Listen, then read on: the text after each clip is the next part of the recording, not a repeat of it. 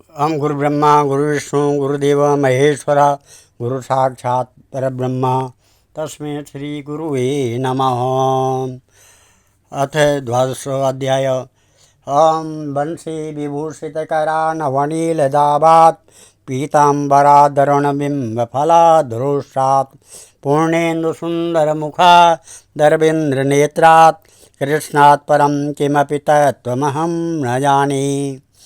ॐ कृष्णातीरे कोकिलाकेनकीरे गुञ्जापुञ्जे देवपुष्पादिगुञ्जे कम्बुग्रीवो क्षिप्तबाहु चलन्तो राधाकृष्णो मङ्गलं मे भविताम्। श्रीकृष्ण गोविन्द हरे मुरारे हे नाथ नारायण वासुदेवा। हे नाथ नारायण वासुदेवा। हे नाथ नारायण वासुदेवा। भगवान श्री कृष्ण के चरण कमलों में नतमस्तक गुरु व्यास देव जी, गुरु श्री गणपति जी, गुरु श्री सुखदेव जी के चरणों में नतमस्तक होकर के और पितृदेवताओं के चरणों में वे नतमस्तक होकर के हम ये श्रीमद् भागवत प्रथम स्कंद के 12वें अध्याय को शुरू करने जा रहे हैं, जिसमें परीक्षित के जन्म के बारे में कहा गया है। शौनको वाचा अस्वस्थामुपसृष्टेन ब्रह्मशिष्णोरुतेजसा उत्तरया हतो गर्भ यशेना जीविता पुनः तस्य जन्म महाबुद्धे कर्माणि च महात्मना निधनं च यथैवासीत् स प्रीत्या गतवान् यथा तदिदं श्रोतुमिच्छामः गहितं यदि मन्यसे ब्रूहि च श्रद्धानां यस्य ज्ञानं मदा सुखः। परीक्षित का शौनक जी कहते हैं, अस्वस्था माने जो अत्यंत तेजस्वी ब्रह्मास्त्र चलाया था, उससे उत्तरा का गर्भ नष्ट हो गया था, परंतु भगवान ने उसे पुनः जीवित कर दिया। उस गर्भ से पैदा हुए महाज्ञानी महात्मा परीक्षित के, जिन्हें सुखदेव जी ने ज्ञान उपदेश दिया था, जन्म कर्म और मृत्यु और उसके बाद जो गति उन्हें प्राप्त हुई, वह सब यदि आप ठीक समझें तो कहें, हम लोग बड़ी श्रद्धा के साथ सुनना चाहते हैं। श्रुतवाच अपीपलब्धर्मराजा पीतिवत् रञ्जयन् प्रजा निष्प्रिय सर्वकामेभ्य कृष्णपादाब्जसेवया सम्पदा कृतवो लोका महर्षि भ्रातरो मयि जम्बूद्वीपाधिपत्यं च यशश्च त्रिदिवं गतं किं ते कामा सुरस्पृहा मुकुन्दा मनसो द्विजा अधिजानुर्मुदं राज्ञा क्षुधितस्य यथोत्तरे मातुर्गर्भगतो वीर स तदा भृगुनन्दन ददर्श पुरुषं काञ्चित् दह्यमानोस्त्रितेजसा अंगुष्ठमात्रम् अमलं स्फुरत् पुरटमौलिनम् अपीच्य दर्शनं श्यामं तडिद्वासं समुच्यतं श्रीमद्दीर्घ चतुर्बाहु तप्तकाञ्चनकुण्डलं क्षतजाक्षं गदापाणिरात्मनं सर्वतो दिशं परिभ्रमन्तो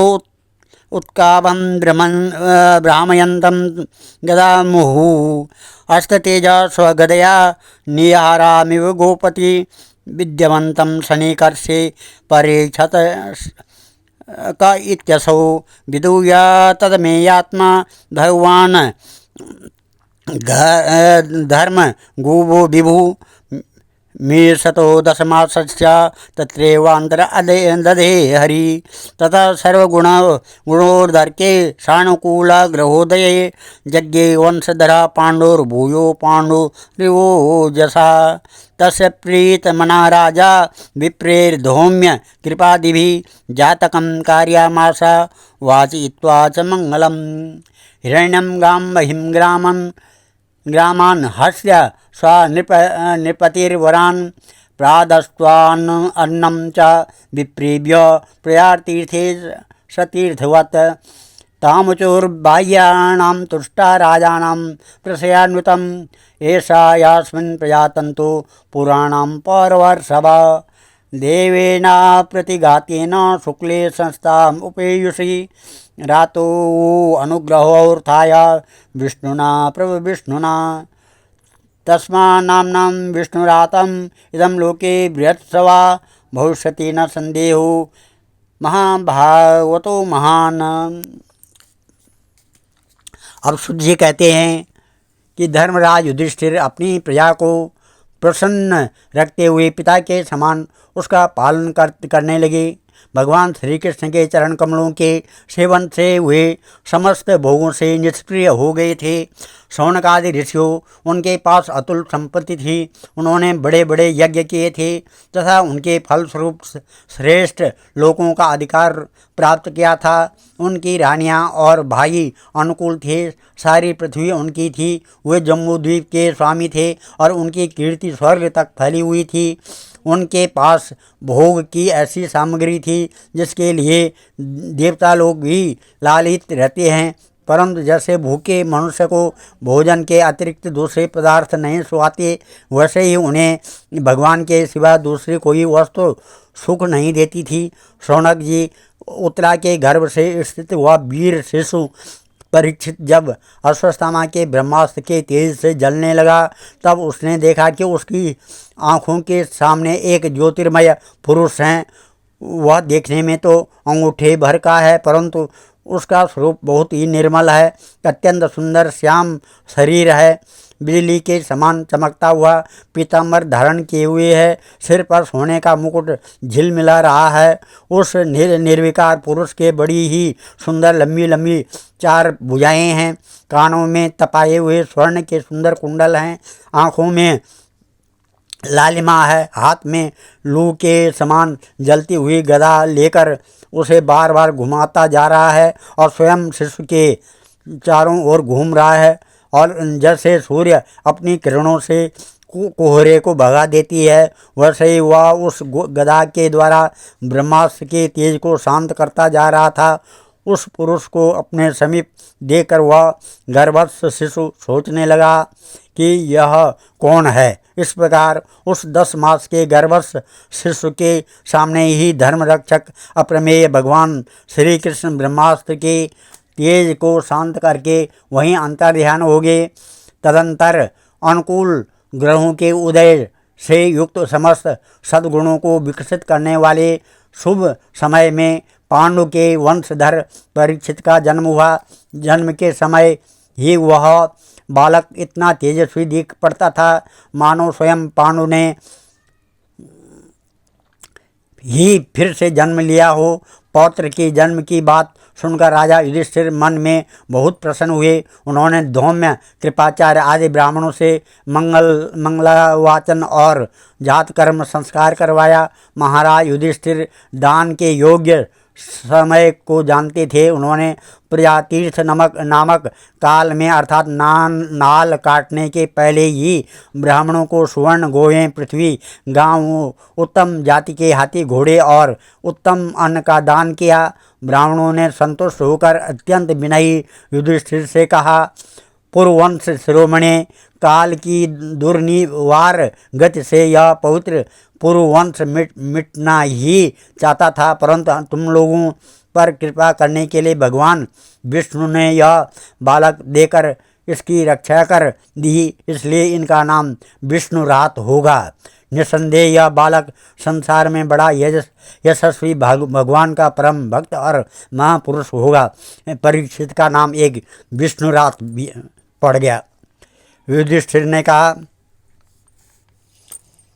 आयेष वंशान् राजर्षिन् पुण्य श्लोकान् महात्मना अनुवर्तिता शुद्ध सत्सा साधुवादेन सत्तमा।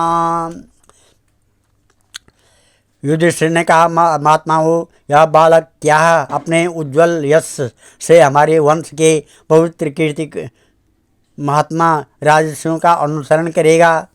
ब्राह्मणों ने कहा, ब्राह्मणा ऊचु पार्थ प्रजावता साक्षात् दीक्षा कुरिव मानव ब्रह्मण्वं सत्यसंधश्च रामो दाः सरथिर्यथा एषद्दाता शून्यश्च यथा हे श्रीनराशिवि यशो विनता तम स्वानम दोषातिर्वयज्वनां धन्विनां गृणीरेश तुल्य च अर्जुनयोर्द्वयो हुताशा स दुर्दश समुद्रा इव दुस्तरा मृगेन्द्रा इव विक्रांतो निषेव्यो हिमवानिव तितिक्षुर वसुर्देवासो सहिष्णु पितरा विव पितामह समासामे प्रसादे गिरिशोपमा आश्रयो सर्वभूतानां यथा देवो रमाश्रय सर्वसद्गुण महात्मे ऐसा कृष्ण मनोव्रता रंतदेव इवादारो ययातिरिव धार्मिक धृत्या बलि समा कृष्ण प्रहलादाव सदग्रह आहार्तेषु अश्वमेधानां वृद्धानां परिपासक राजर्षीणां जनिता सासा च उत्पथा गामिनां निग्रहीता कलेरेश वो धर्मस्य कारणम्। ब्राह्मण ने कहा, धर्मराज यह मनुपुत्र इक्ष्वाकु के समान अपनी प्रजा का पालन करेगा तथा दशरथ नंदन भगवान श्री राम के समान ब्राह्मण भक्त और सत्य प्रतिज्ञा होगा। यह उसी नगर नरेश शिव के समान दाता और शरणागत वत्सल होगा तथा याज्ञिकों में दुष्यंत के पुत्र भरत के समान अपने वंश का यश फैलाएगा। धनुर्धरों में यह सहस्त्रबाहु अर्जुन और अपने दादा पार्थ के समान अग्रगण्य होगा। यह अग्नि के समान दुर्दश और समुद्र के समान दुस्तर होगा। यह सिंह के समान पराक्रमी हिमांचल की तरह आश्रय लेने योग्य पृथ्वी के समान तितिक्षु और माता पिता के समान सहनशील होगा। इसमें पितामह ब्रह्मा के समान समता रहेगी। भगवान शंकर की तरह यह कृपालु होगा। संपूर्ण प्राणियों को आश्रय देने में यह लक्ष्मीपति भगवान विष्णु के समान होगा। यह समस्त सद्गुणों की महिमा धारण करने में श्री कृष्ण का अनुयायी होगा। रंतदेव के समान उदार होगा और ययाति के समान धार्मिक होगा। धैर्य में बलि के समान और भगवान श्री कृष्ण के प्रति दृढ़ निष्ठा में यह प्रहलाद के समान होगा। यह बहुत से अश्वमेध यज्ञों का करने वाला और वृद्धों का सेवक होगा। इसके पुत्र राजर्षि होंगे। मर्यादा का उल्लंघन करने वालों को यह दंड देगा। यह पृथ्वी माता और धर्म की रक्षा लिए कलयुग का भी दमन करेगा। तक्षकादात्मनो मृत्युम द्विजपुत्रोपसर्जतात् प्रपत्यात् उपसृत्य मुक्तसंग पदम हरे जिज्ञासितात्म यथात्म्यो मुनिर्व्यास सुता दशो हित्वेदं नृपगंगायां यास्यात्वा कुतो भयम् इति राज्ञा उपदिश्य विप्रा जातको विदा लब्धापाचितया सर्वे प्रतिजग्मो शोकान् गृहान् स एष लोके विख्याता परीक्षिदिति यत्प्रभु गर्भे दृष्टमनुध्यायन् परीक्षिते नरस्वेषुय स राजपुत्रो बर्वृद्धे आशु शुक्रायोडुपा आपूर्यमाण पृथिवी काष्ठभिरीवसोऽन्वहम् यक्षमाणो अश्वमेधेन जातिद्रोहा जिहासया राजा लब्धाननो दद्वा अन्यत्र करदण्डयो तदभिप्रेतमालक्ष्य भ्रातरो अच्युत च उद्यता धनं प्रहेणमाजुह्य रुदिचं दिशि भूरिशा तेन संवृत संवारो धर्मपुत्रो युधिष्ठिरो वाजिमेधस्त्रिभिर्वीतो यज्ञे समयजध्वरिम् आहुतो भगवान् राज्ञा याजित्वा द्विजे नृपम् उवास कतिचिन्मासान् सुहृदा प्रियकामया ततो राजाभ्यानुज्ञाता कृष्णया स बन्धुभिः ययो द्वारवतीं ब्रह्मन् सार्जुनो यदुभिर्वृतः।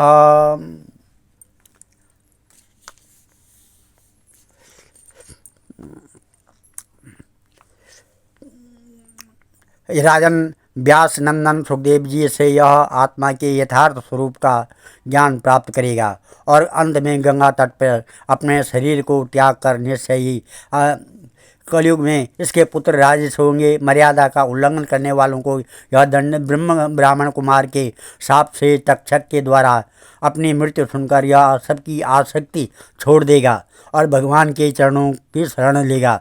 राजन, व्यास नंदन सुखदेव जी से यह आत्मा के यथार्थ स्वरूप का ज्ञान प्राप्त करेगा और अंत में गंगा तट पर अपने शरीर को त्याग कर निश्चय ही अभय पद प्राप्त करेगा। ज्योतिष शास्त्र के विशेषज्ञ ब्राह्मण राजा युधिष्ठिर को इस प्रकार बालक के जन्म लगन का फल बतलाकर और भेंट पूजा लेकर अपने अपने ब्राह्मण घर को चले गए। वहीं यह बालक संसार में परीक्षित के नाम से प्रसिद्ध हुआ, क्योंकि वह समर्थ बालक गर्भ में जिस पुरुष का दर्शन पा चुका था उसका स्मरण करता हुआ लोगों में उसकी परीक्षा करता रहता था कि देखें इनमें कौन सा वह है। जैसे शुक्ल पक्ष में दिन प्रतिदिन चंद्रमा अपनी कलाओं से पूर्ण होता हुआ बढ़ता है, वैसे ही वह राजकुमार भी अपने गुरुजनों के लालन पालन से क्रमशः अनुदिन बढ़ता हुआ शीघ्र ही जवान हो गया। इसी समय स्वजनों के वध का प्रायश्चित करने के लिए राजा युधिष्ठिर ने अश्वमेध यज्ञ के द्वारा भगवान की आराधना करने का विचार किया, परंतु प्रजा से वसूल किए हुए कर और दंड जुर्माने के रकम के अतिरिक्त और धन न होने के कारण वे बड़ी चिंता में पड़ गए।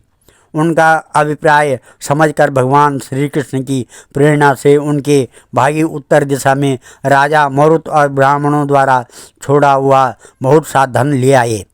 उससे यज्ञ की सामग्री एकत्रित कर धर्मभीरु महाराज युधिष्ठिर ने 3 अश्वमेध यज्ञों के द्वारा भगवान की पूजा की।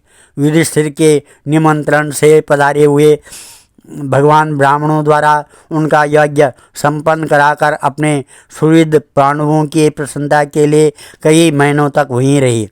शौनक जी इसके बाद भाइयों सहित राजा युधिष्ठिर और द्रौपदी से अनुमति लेकर अर्जुन ने 7 यदुवंशियों से घिरे हुए भगवान श्री कृष्ण ने द्वारिका के लिए प्रस्थान किया। आज हम इस कथा को यहीं पर विराम देते हैं। कल 13वां अध्याय शुरू पढ़ेंगे, जिसमें विदुर जी के उपदेश से धृतराष्ट्र और गांधारी का वन में जाना, ये कथा होगी। ओम नमः।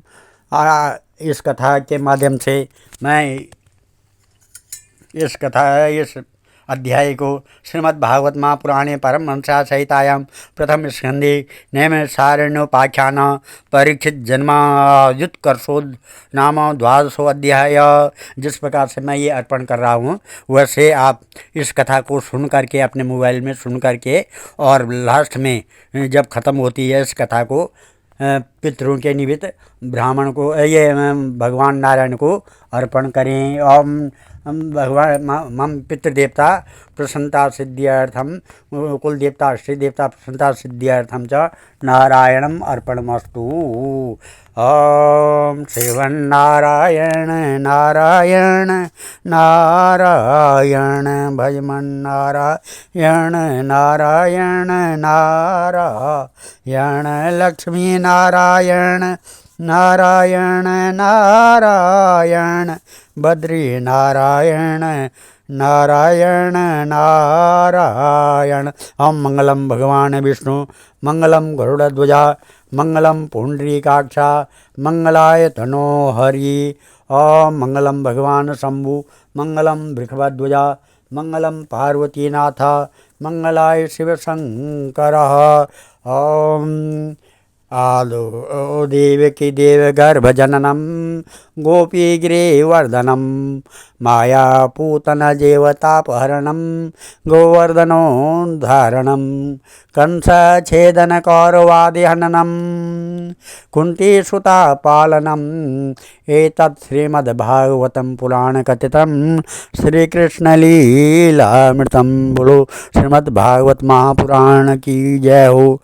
हम सर्वे भवन्तु सुखिनः, सर्वे सन्तु निरामया, सर्वे भद्राणि पश्यन्तु, मां कश्चित् दुःखभाग् भवेत्। धन्यवाद।